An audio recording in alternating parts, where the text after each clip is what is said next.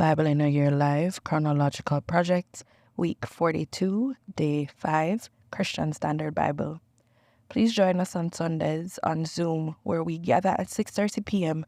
to read through the Bible in chronological order live. Zoom details may be found in the description. Let's continue. Jesus faces the Sanhedrin. They led Jesus away to the high priest, and all the chief priests, the elders, and the scribes assembled. Peter followed him at a distance, right into the high priest's courtyard. He was sitting with the servants, warming himself by the fire. The chief priests and the whole Sanhedrin were looking for testimony against Jesus to put him to death, but they could not find any. For many were giving false testimony against him, and the testimonies did not agree. Some stood up and gave false testimony against him, stating, "We heard him say, 'I will destroy this temple made with human hands, and in 3 days I will build another not made by hands.'" Yet their testimony did not agree even on this. Then the high priest stood up before them all and questioned Jesus. "Don't you have an answer to what these men are testifying against you?"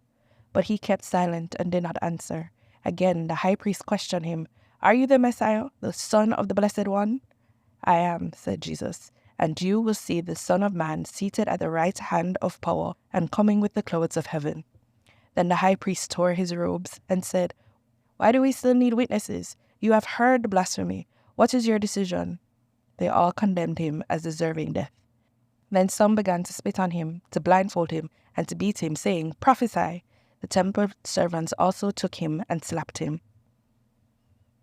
Jesus faces the Sanhedrin. Those who had arrested Jesus led him away to Caiaphas, the high priest, where the scribes and the elders had convened. Peter was following him at a distance right to the high priest's courtyard. He went in and was sitting with the servants to see the outcome. The chief priests and the whole Sanhedrin were looking for false testimony against Jesus so that they could put him to death, but they could not find any, even though many false witnesses came forward. Finally, 2 who came forward stated, "This man said, 'I can destroy the temple of God and rebuild it in 3 days.'" The high priest stood up and said to him, "Don't you have an answer to what these men are testifying against you?" But Jesus kept silent. The high priest said to him, "I charge you under oath by the living God. Tell us if you are the Messiah, the Son of God." "You have said it," Jesus told him. "But I tell you, in the future you will see the Son of Man seated at the right hand of power and coming on the clouds of heaven." Then the high priest tore his clothes and said, "He has blasphemed. Why do we still need witnesses? See, now you've heard the blasphemy. What is your decision?" They answered, "He deserves death." Then they spat in his face and beat him. Others slapped him and said, "Prophesy to us, Messiah. Who was it that hit you?" Peter denies his Lord. While Peter was in the courtyard below, one of the high priest's maidservants came. When she saw Peter warming himself, she looked at him and said, "You also were with Jesus, the man from Nazareth." But he denied it. "I don't know or understand what you're talking about." Then he went out to the entryway and a rooster crowed. When the maidservant saw him again, she began to tell those standing nearby, "This man is one of them." But again he denied it.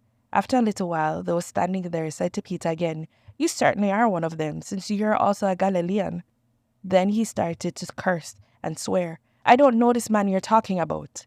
Immediately, a rooster crowed a second time, and Peter remembered when Jesus had spoken the words to him, "Before the rooster crows twice, you will deny me 3 times," and he broke down and wept. Peter denies his Lord. Now Peter was sitting outside in the courtyard. A servant girl approached him and said, "You are with Jesus the Galilean too." But he denied it in front of everyone. "I don't know what you're talking about." When he had gone out to the gateway, another woman saw him and told those who were there, "This man was with Jesus the Nazarene."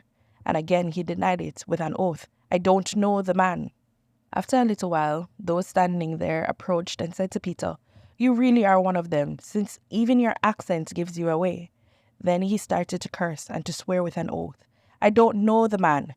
Immediately a rooster crowed, and Peter remembered the words Jesus had spoken, "Before the rooster crows, you will deny me 3 times." And he went outside and wept bitterly. Peter denies his Lord. They seized him, led him away, and brought him into the high priest's house. Meanwhile, Peter was following at a distance. They lit a fire in the middle of the courtyard and sat down together, and Peter sat among them. When a servant saw him sitting in the light and looked closely at him, she said, "This man was with him too." But he denied it. "Woman, I don't know him." After a little while, someone else saw him and said, "You're one of them too." "Man, I am not," Peter said. About an hour later, another kept insisting, "This man was certainly with him, since he's also Galilean." But Peter said, "Man, I don't know what you're talking about." Immediately, while he was still speaking, a rooster crowed. Then the Lord turned and looked at Peter. So Peter remembered the word of the Lord, how he had said to him, "Before the rooster crows today, you will deny me 3 times." And he went outside and wept bitterly.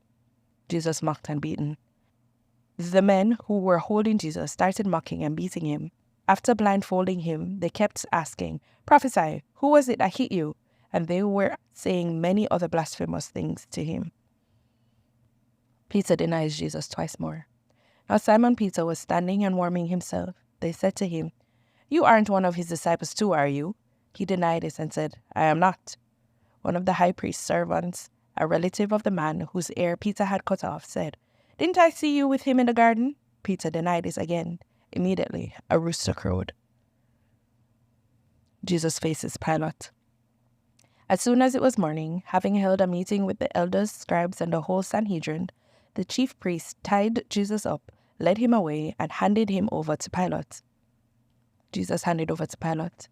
When daybreak came, all the chief priests and the elders of the people plotted against Jesus to put him to death. After tying him up, they led him away and handed him over to Pilate, the governor. Jesus faces the Sanhedrin. When daylight came, the elders of the people, both the chief priests and the scribes, convened and brought him before their Sanhedrin. They said, "If you are the Messiah, tell us." But he said to them, "If I do tell you, you will not believe.